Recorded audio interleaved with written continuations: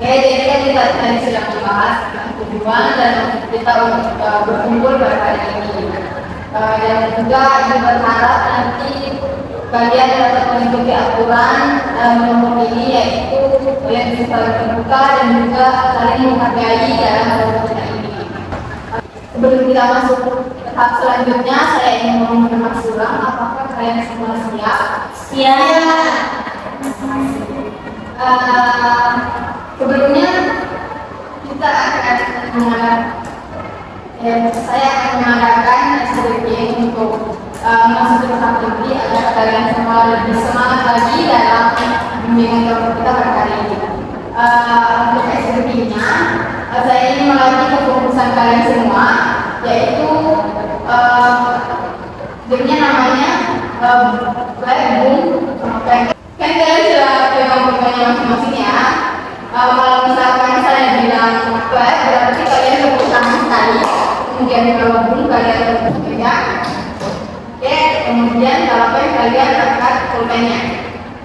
Oke, sudah paham? Paham. Oke, kita mulai ya. Boom. Black. Boom boom black.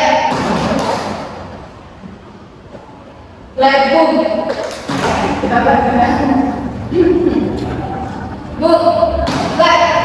Boom boom. Black. Jadi kalian itu lebih cepat mengikuti saja ya. Boleh?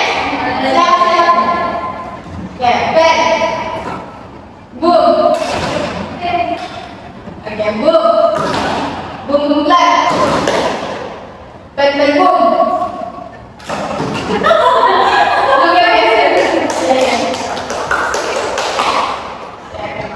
Sebelumnya saya ingin bertanya kepada kalian semua. Menurut kalian apa sih itu belajar? Boleh diangkat tangan dari saya. Silakan. Jadi menurut saya itu belajar adalah proses bagaimana cara untuk memperoleh ilmu. Oke, terima kasih. Selanjutnya apalagi saya silakan ya. Kalau menurut saya belajar itu proses dari tidak tahu menjadi tahu. Oke.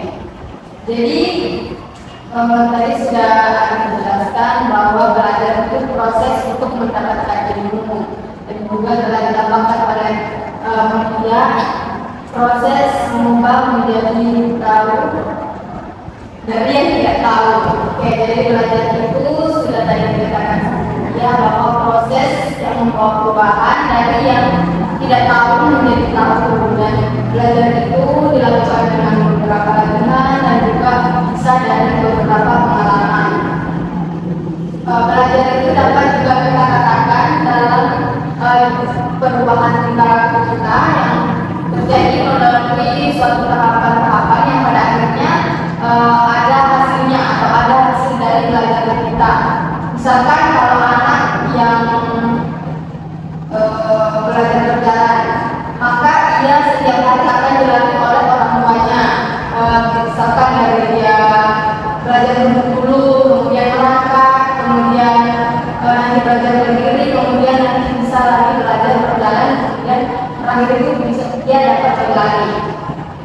Dan proses itu juga tidak langsung secara cepat, itu akan dia lewati dengan sedikit-sedikit dan juga perlahan-lahan. Begitupun juga dengan cara kita dalam belajar. Sedikit-sedikit kita juga mulai bisa seperti baca-baca saya dulu catatannya, kemudian catat ulang agar semua pelajaran itu bisa tinggal di kepala kalian, bisa dipahami dengan sempurna. Kemudian kan dalam belajar itu tentunya kita juga memiliki beberapa faktor yang bisa mempengaruhi hasil belajar kita, misalkan faktor internal ataupun maupun faktor eksternal. Kalau ada di dalam diri kita itu disebut dengan faktor internal. Misalkan dari fisik atau jasmaninya, apakah kita memiliki fisik yang bagus atau siap dalam belajar. Kemudian psikis dan tujuan kita, apakah kita memiliki akal untuk belajar. Karena yang ketiga itu adanya niat atau kemauan kita untuk belajar. Karena juga kita susah kalau kita mau belajar tapi kita tidak ada niat.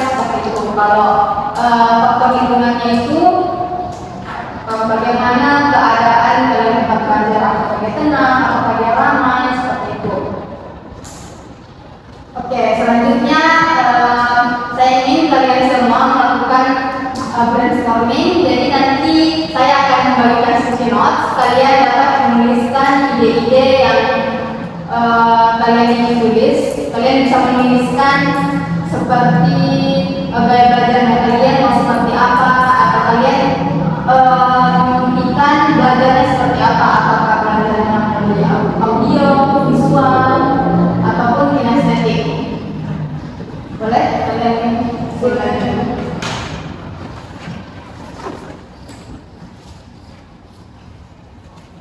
Kalian bisa menuliskan 1, 2, bahkan lebih. Kemudian nanti saya minta tolong untuk ditempel di papan tulis ya, supaya kita semua bisa melihat hasil brainstormingnya kalian. Tulisnya Tidak usah.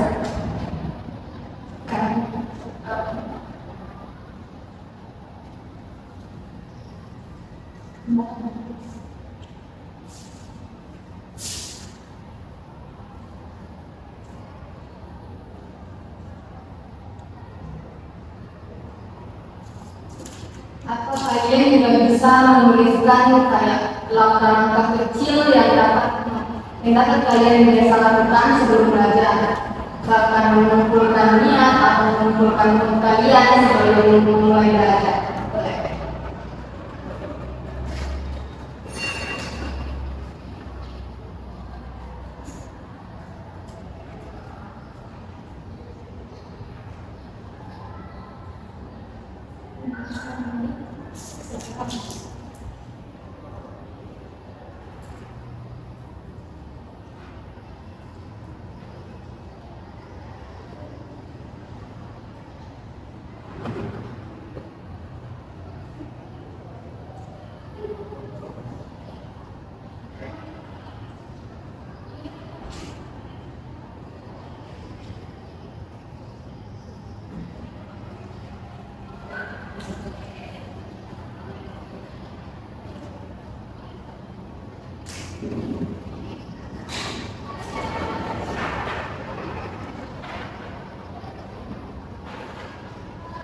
Oke, sudah.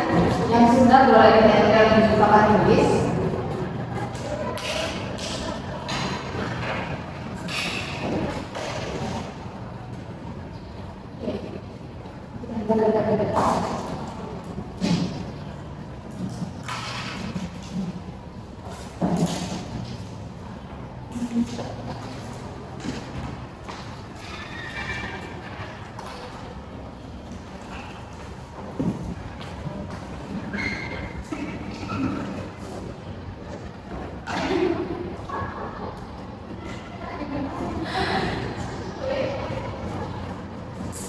Oke, terima kasih. Jadi kita di sini terdapat 5 ide, yaitu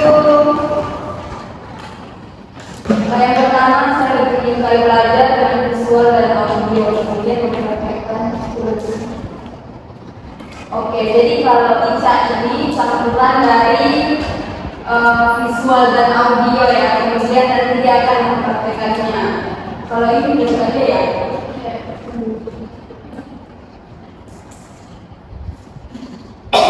Kalau ada ini kayaknya lebih visual, menulis visual kinestetik. Ya, karena di sini saya ada yang terbentuk, kemudian diskusikan itu termasuk kinestetik, kemudian menulis juga termasuk dalam kinestetik. Kemudian dia juga sudah memperjelas bahwa dia lebih suka kinestetik. Oke, kalau kalau Arifa itu lebih ke auditory, dia lebih senang mendengarkan penjelasan seperti itu. Terima kasih semuanya.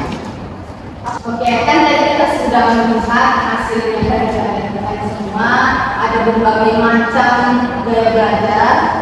Kemudian ibu akan menyarankan kepada kalian semua apakah kita akan tes apakah benar itu sudah menjadi gaya belajar kalian. Diharapkan kalian dapat bisa membuka link yang dikirimkan, yaitu tes gaya belajar. Nanti kalian di situ bisa diberikan pertanyaan, kemudian kalian bisa menjawabnya dan akan ada hasilnya.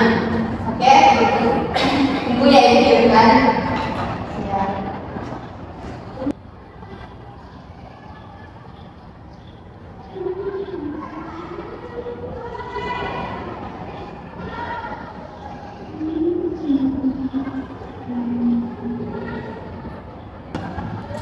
Yang ini?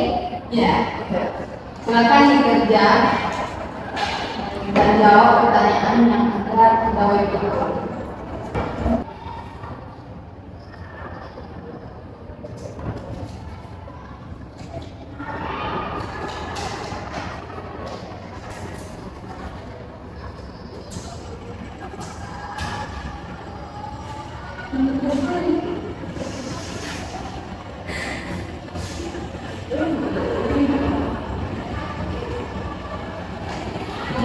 Oke, sudah semua? Sudah. Ya, sudah didapatkan hasilnya? Sudah. Apakah sesuai dengan yang kalian tulis? Saya sesuai. Saya tidak sesuai. Saya sesuai. Oke. Jadi berarti kalian sudah mengenal gaya belajar kajian. Kan gaya belajar itu ada 3 ya, ada visual, ada auditori, kemudian kinestetik. Juga gaya belajar itu bisa dalam satu individu itu bisa lebih dari satu atau bahkan pemeran ketiganya. Tapi dalam satu individu itu pasti ada yang lebih dominan saat gaya belajar. Kalau gaya visual itu, gaya belajarnya itu seperti menyerap informasi terkait visual, warna, gambar, bahkan sampai diagram. Dari apa yang dilihat oleh matanya itu akan diserap oleh otaknya. Artinya bukti-bukti konkret harus diperlihatkan terlebih dahulu pada individu yang memiliki tipe visual. Dan juga tipe visual ini lebih mengandalkan penglihatan atau melihat dulu buktinya, kemudian dia dapat mempercayainya, kemudian akan dipraktekkan dalam kehidupannya. Kemudian tipe yang kedua itu ada tipe auditori. Auditori itu artinya mendengarkan atau mendengar penjelasan. Kemudian kalau auditori itu nggak sembarang mendengarkan penjelasan. Dalam penjelasannya itu harus mendapatkan tekanan pada setiap kalimatnya agar dia lebih paham pada individu yang memiliki tipe auditori. Gaya pembelajaran seperti itu tipe individunya itu dia lebih cepat menyerap informasi melalui telinganya atau pendengarannya dibanding daripada tertulis atau visual. Dia lebih cepat jika mendengarkan seperti itu. Jadi kalau individu seperti itu kayaknya jadi individu seperti yang memiliki tipe auditor itu dia lebih suka kalau misalkan gurunya itu menerapkan ceramah ataupun tanya jawab. Selanjutnya ada tipe kinestetik. Gaya belajar kinestetik ini dapat belajar paling baik dengan berinteraksi atau mengalami hal-hal di sekitarnya. Gaya pembelajar kinestetik ini cenderung mampu memahami sesuatu dengan adanya keterlibatan langsung atau praktek daripada dia mendengarkan ceramah atau membaca ataupun menonton. Dia lebih senang kalau dia langsung praktek. Gaya kinestetik ini berarti belajar dan dia langsung mempraktekkan atau langsung menyentuh atau langsung melakukan pada objek belajarnya.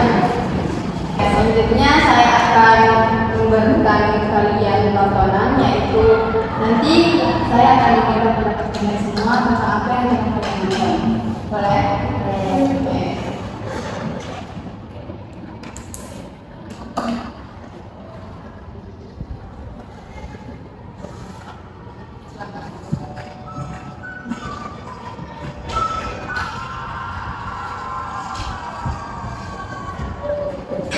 Kamu udah siap untuk menggunakan biologi pada hari ini? Aduh, belum tidak. Aku kemarin belajar tapi aku rasa sangat tidak efektif deh. Kamu belajar baca apa? Sejujurnya aku hanya belajar asal-asalan sih. Nah, mungkin karena kamu belajar kayak gitu kali. Memangnya kamu belajar dengan cara apa ya? Penasaran? Ayo Ida kasih tahu.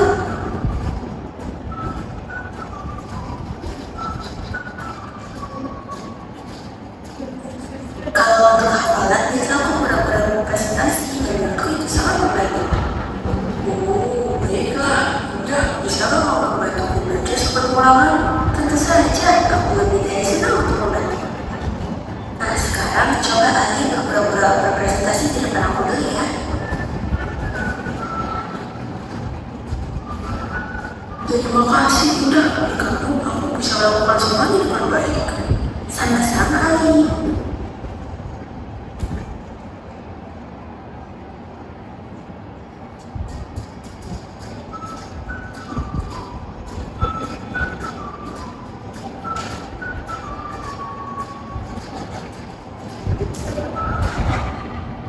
Oke, sudah ya. Oke, tadi kalian telah menyaksikan video animasi yang saya tampilkan. Saya ingin meminta satu orang atau dua orang yang memberikan tanggapan tentang laporan kalian tadi. Menurut saya dari video yang disebutkan menjelaskan bagaimana pelajaran itu ujian. Kalau saya ujian itu efektif. Nah, saya juga begitu kalau mau ujian bisa nonton video-video terlebih dahulu yang interaktif dan cenderung saya lebih paham kalau dengan video begitu sebelum daripada membaca buku saja. Kan tadi Ica video dengan bentuk audio visual ya. Jadi Ica tadi sempat menangkap informasi ataupun pemahaman kalau Ica menonton. Menurut saya tadi setelah nonton videonya kan di tempat ini tidak tahu caranya belajar efektif. Nah ternyata setelah diajar yaitu caranya dengan pura-pura berprestasi. Nah dia itu tanamkan pada dirinya bahwa dia bisa. Jadi di situ karena dia tanamkan pada dirinya bisa, jadi setelah melakukan ujian itu akhirnya betul-betul bisa karena betul dia tanamkan dirinya bisa jawab ujian itu dengan baik. Jadi kalau menurut Anda, kalau itu bisa dibilang sebagai afirmasi positif kepada diri kita sendiri. Jadi kita menanamkan dulu pikiran-pikiran positif kepada diri kita agar kita benar-benar yakin bisa menjawab semua soal dalam ujiannya. Karena kalau kita hanya memikirkan pikiran-pikiran negatif, maka otak kita juga otomatis bahwa kita tidak bisa menjawab semua soal-soal pada